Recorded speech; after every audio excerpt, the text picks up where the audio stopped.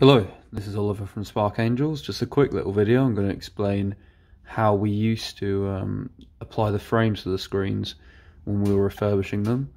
So what we tend to do is we'd have Apple screens or iPhone screens, and we'd peel the layer of glue and the glass. It was a very complex process. It involved a lot of machinery, but essentially we peeled all that. We peeled all the layers off, and we managed to peel the LCD off.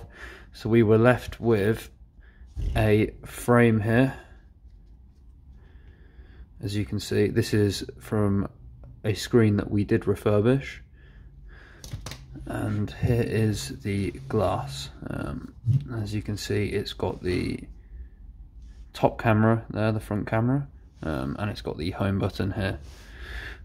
So that's the orientation it would go around. And essentially with this frame, it has hot glue adhesive going all the way around the edge, and that's how the frame would bond to this part here.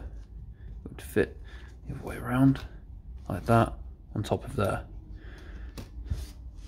and the result that you'd get once the brackets were added would be this. And this is a major part of the screen refurbishing process. It's very complicated, and I haven't explained it completely, but obviously that's the simple version of how it goes. Yep. So essentially, once the frame's added, the brackets are added on the top and the bottom, and then the LCD would be added on the back, and the shields and everything else like that.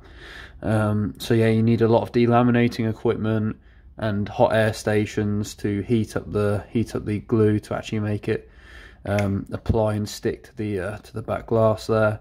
But yeah, that's essentially how it's done. So yeah, just a quick little video showing you how we used to refurbish screens and the process that we used to go through. So yeah, thank you for watching.